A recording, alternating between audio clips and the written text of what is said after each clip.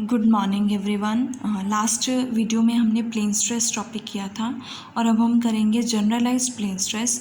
अगर आपके पास एग्जाम में क्वेश्चन आता है कि एक्सप्लेन जनरलाइज्ड प्लेन स्ट्रेस, तो first we have to write the article of plane stress and then we write the article of generalized plane stress. तो आज हम जनरलाइज्ड प्लेन स्ट्रेस पढ़ेंगे।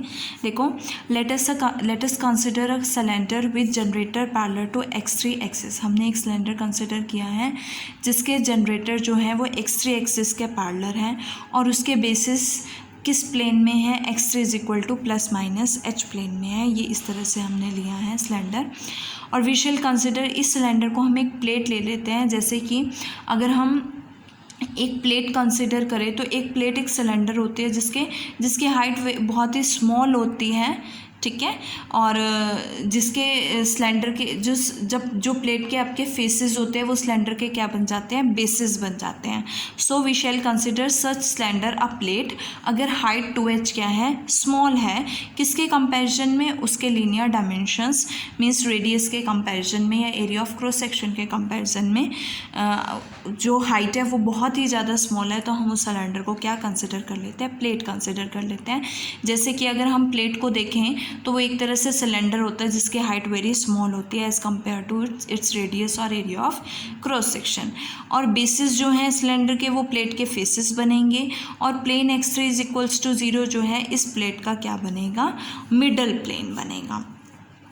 Now let us suppose that कि faces जो हैं plate के means plate के faces means जो सिलेंडर के बेसिस होंगे, this part and this part, ये जो है फ्री फ्रॉम एक्सटर्नल लोड्स, यहाँ पे कोई एक्सटर्नल लोड नहीं है और सभी एक्सटर्नल लोड जो है वो प्लेट की एज पे होंगे। एज मीन्स जो सिलेंडर का कर्व्ड सरफेस एरिया होगा, तो इस तरह से जो एज होगी प्लेट की वो क्या होगा, लेटरल सरफेस एरिया या कर्व्ड सरफेस पे सिलेंडर के फोर्सेस जो हैं एक्ट करेंगे।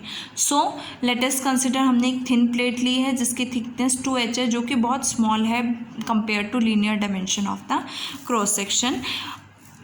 तो लेट अस कंसिडर कि हमने कुछ कंडीशंस को सेट, ये जो प्लेट है, ये थिन प्लेट है, ये कुछ कंडीशंस को क्या करती है, सेटिस्फाई करती है। वो कंडीशंस क्या है, फर्स्ट कि फ्लैट जो सरफेसेस हैं, मतलब जो के प्लेट के बेसिस हैं या फेसेस हैं जो हम कह सकते हैं, वहाँ पे कोई भी फोर्स अप्लाइड नहीं है, are free from applied forces. Forces कहाँ पे एक्ट कर रहे हैं, कर्व्ड सरफेस पे एक्ट कर रहे हैं जो कि लाई करता है प्लेन में, lies in the plane parallel to middle plane, x3 is equal to 0 के पैरेलल है और सिमेट्रिकली है।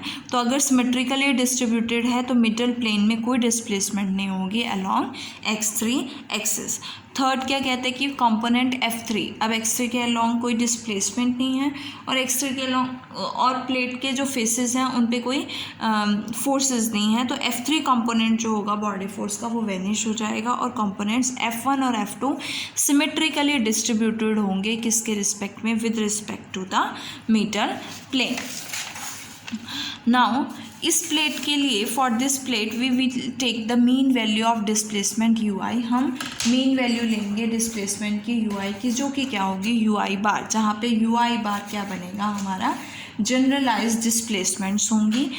और i इज इक्वल्स टू क्या होगा 1 2 और 3 के लिए ये क्या हो जाएगा, 0 हो जाएगा। जैसे कि u1, अगर मैं i को 1 पुट करती हूँ तो u1 क्या बनेगा, u1 is equals to 1/2h minus h2h u1 dx3, जहाँ पे u1 जो है x1 x2 का फंक्शन होगा।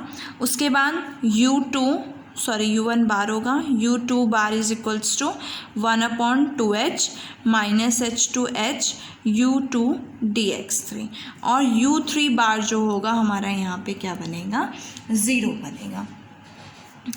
अब नेक्स्ट आते हैं स्ट्रेसेस पे। एज वी नो दैट कि जो हमारे स्ट्रेसेस होंगे tau 1 3 is equals to tau 2 3 is equals to tau 3 3, ये सभी क्या होंगे, 0 होते हैं प्लेन स्ट्रेस के केस में।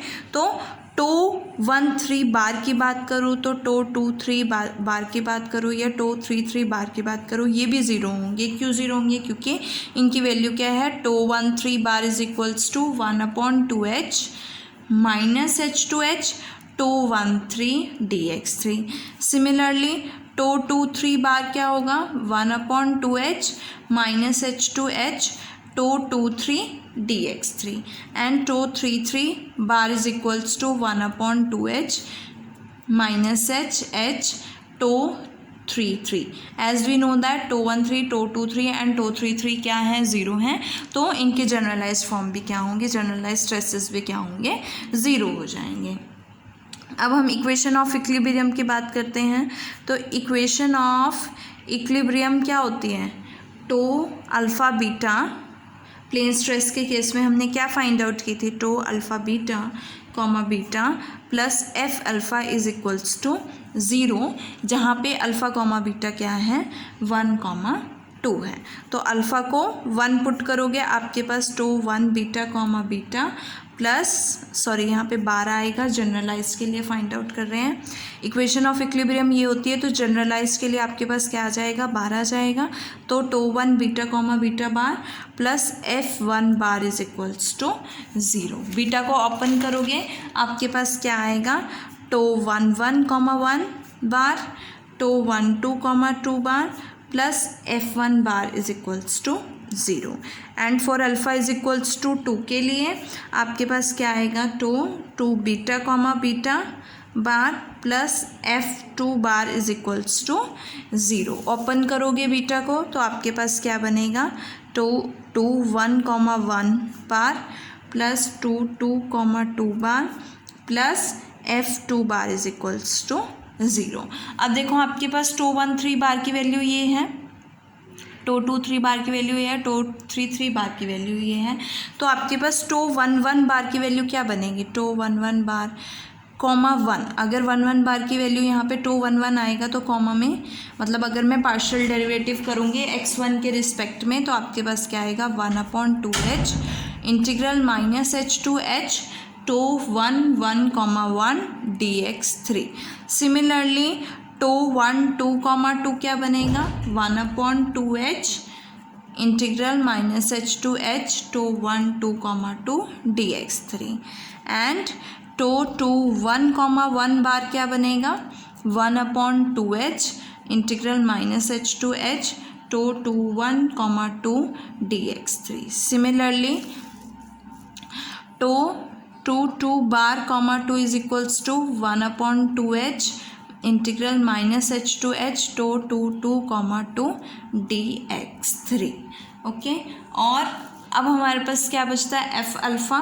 तो एफ अल्फ़ा बार क्या होगा, F alpha means F1 bar and F2 बार.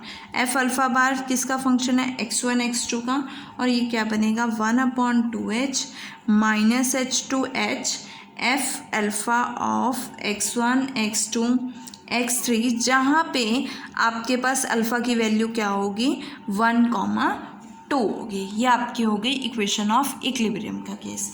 अब आती है हमारे पास नेवियर इक्वेशन ऑफ इक्विलिब्रियम. हमने Navier equation of equilibrium plane stress के केस में फाइंड आउट की थी. तो क्या आई थी आपके पास थी λ1